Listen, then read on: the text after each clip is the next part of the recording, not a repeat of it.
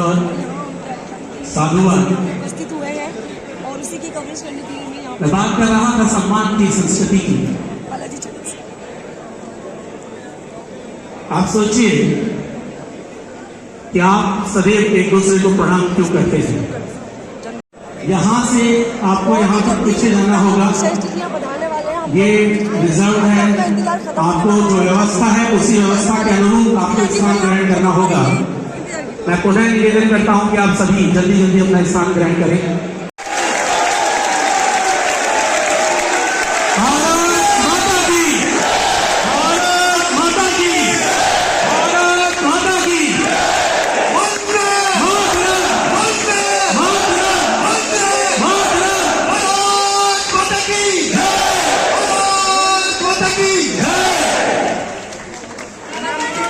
आप सभी से पुनः निवेदन है कि आप अपना निर्धारित स्थान ग्रहण करें। आप सभी से निवेदन है कि आप प्रज्वलन के लिए इंतजार की घड़ियां खत्म हो चुकी है और पुष्पेंद्र श्रेष्ठ जी मंच पर पधार चुके हैं। आप लेकर पुष्पेंद्र जी कैसे देखिए दीप प्रज्वलन के लिए मैं जितेंद्र जी भाई साहब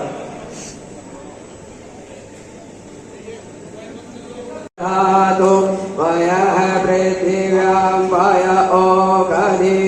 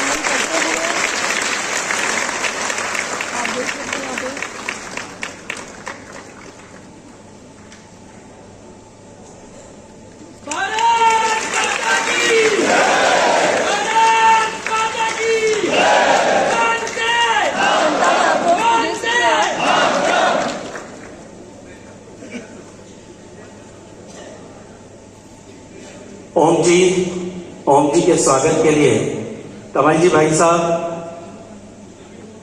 तिलक लगाकर स्वागत करें। विकास जी सिंघल साहब, वेद प्रकाश जी, गोयल साहब को अलीगढ़ में हुआ। आपने अलीगढ़ मुस्लिम यूनिवर्सिटी से पॉलिटिकल साइंस में ग्रेजुएशन की डिग्री हासिल की। उसके पश्चात आपने पोस्ट ग्रेजुएट डिप्लोमा जर्नलिज्म में किया। आप 26 साल तक विभिन्न चैनलों से जुड़े रहे। आप 4 बार प्रेस क्लब ऑफ इंडिया के सेक्रेटरी जनरल चुने गए। कुछ करने की ललक, कुछ करने की। आदरणीय सम्मान्य पुष्पेंद्र जी को सादर प्रणाम।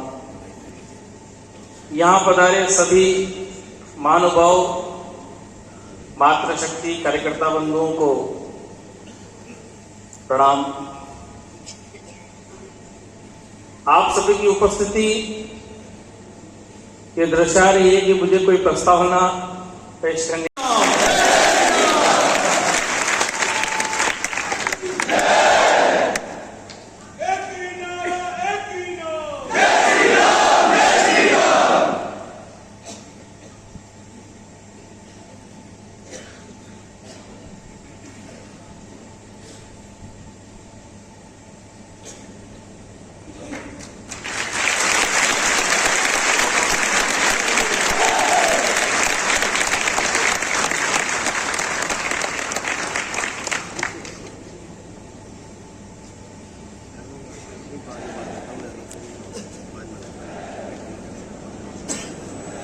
आज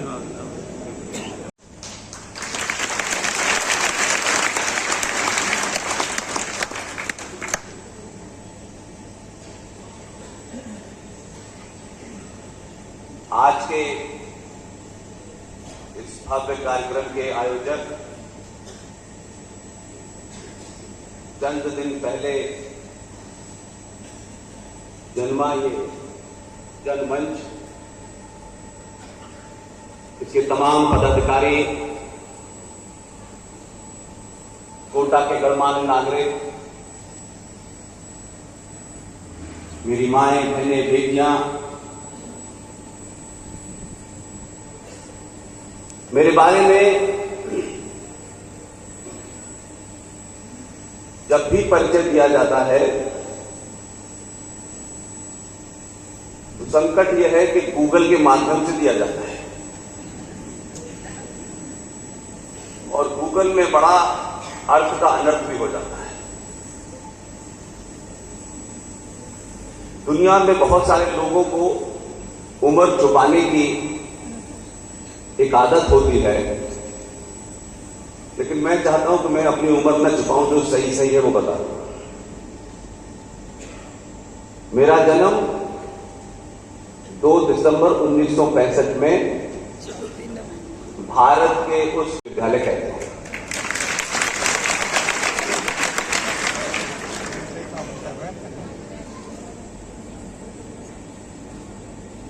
आयोजकों का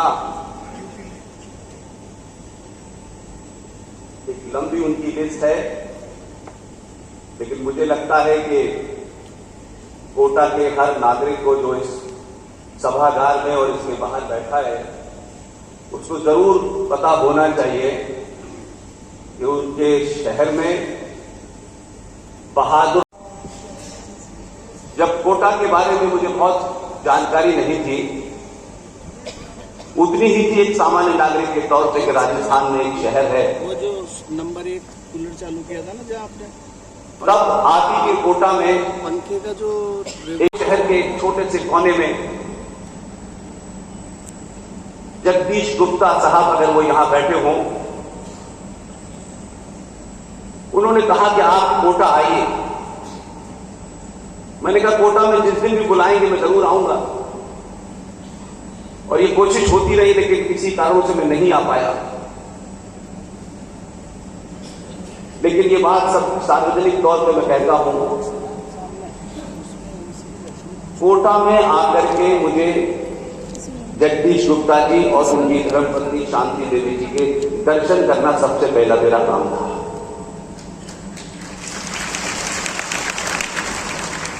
कल भी मैं उनसे बात कर रहा था, वो इस सभागार में आएंगे। उन्होंने मुझसे कहा मेरे पास नहीं है। मैंने कहा अगर कोई आपको गेट पे रोके तो आप उनसे कहिए कि पुष्पे की जब तक मैं अंदर नहीं जाऊंगा वो बोलना शुरू नहीं करेंगे।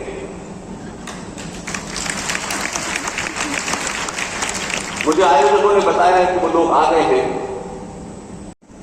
इसलिए मैं मानता हूं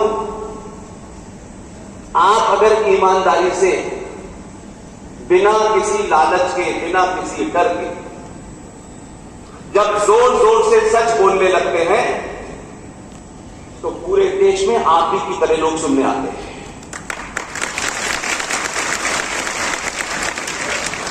ये सच किसी जाति, किसी संगठन, किसी पार्टी के लिए हो सकता है बड़ा कड़वा हो,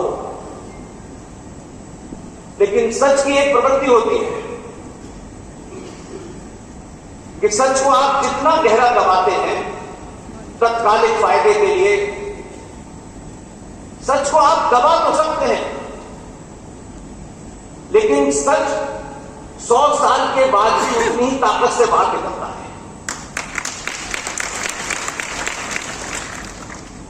हम उस दौर में पैदा हुए हैं, ये यूं कहिए कि हम बहुत ही भाग्यशाली लोगों में से हैं। आप सब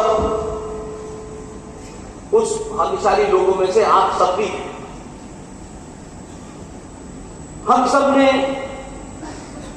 किसी ने कुछ लिख दिया, और हर दिन मेरा ये विश्वास मजबूत होता है। इसलिए दिन में कुछ लोगों को 1400 साल से यह आदत है कि उन्होंने अब तक इस 1400 साल में सुई नहीं बनाई, एक बटन नहीं बनाया, और ताज्जुब है उनका कॉन्फिडेंस देखिए कि 1400 साल से जो लोग अपना पजामा साइज का नहीं बना पाए वो कहते ताजमहल हमने बनाया।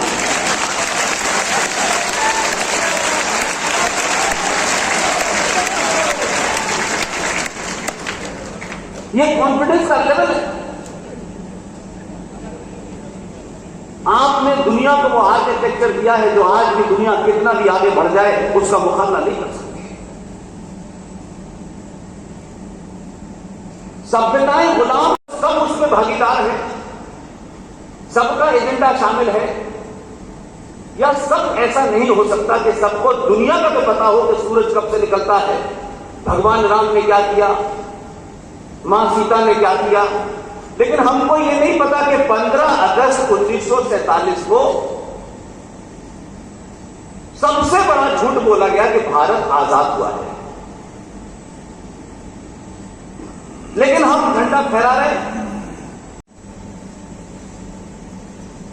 क्योंकि उस वक्त अध्यक्ष जो 1940 से बने थे, मक्का में पैदा हुए थे, 1888 में 1902 में भारत आए थे, जिंदगी में किसी स्कूल कॉलेज या छोड़िए किसी विद्यालय तक में नहीं गए, वो मौलाना उस वक्त भारत राष्ट्रीय कांग्रेस के अध्यक्ष थे। और जैसे ही ये घोषणा की 20 अप्रैल 1946 को कि कांग्रेस के अध्यक्ष पद का चुनाव होगा, वैसे ही इस देश में पिताजी खड़े हुए और पिताजी ने कहा नेहरू मेरी पहली पसंद है। अब तक ये राज साहब उन्होंने पब्लिक कर दिया। एक बड़े नेता के नाते जो उनको कद बताया उनका जाता है। हमारी परंपरा में एक बात और साफ कर दूं, बड़े का सम्मान करना चाहिए। हमारे यहां उम्र से सम्मान होता है, बदकिस्मती से ये देश और पूरा छोटा आगे अलग से अनुभूति हुई। देश भर में घूमने के बाद पता चला गांधी परिवार यही पैदा हुआ है क्या?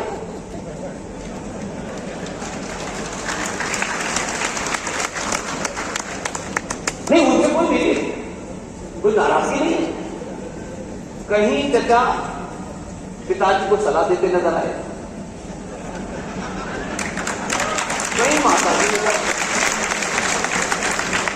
है, जो हमारा आइडियल होना चाहिए था, लेकिन हमने उसे आइडियल नहीं माना। इससे हमारी मानसिकता का पता चलता है। बहुत कोई बड़ा अफसर नहीं था, मेरठ में पोस्टेड था। उसको जब ये समझ में आया तब उसने कोई संगठन नहीं बनाया, प्रवचन नहीं दिए, लोगों में जगह नहीं किया। उसने कहा एक ऐसी मिसाल पैदा कर दो 100 साल के बाद भी लोगों को पता चलेगी तो लोग मंगल पांडे को याद करेंगे। नफा नुकसान नहीं देखा, उसने अपनी बंदूक उठाई और अंग्रेज के सीने में गोली मारी और 1957 के उस पूरे विद्रोह को चिंगारी दी और तमाम सब चीजें हुई। उस घटना से 2 चीजों को सीखना चाहिए। 1857 के बाद पूरे देश में अंग्रेज जितने थे उनकी गिनती, उसको बाहर आना पड़ेगा। ये पुलिस आपके मंदिरों को नहीं बचाएगी, बचाना आपको पड़ेगा। अब ये मंदिर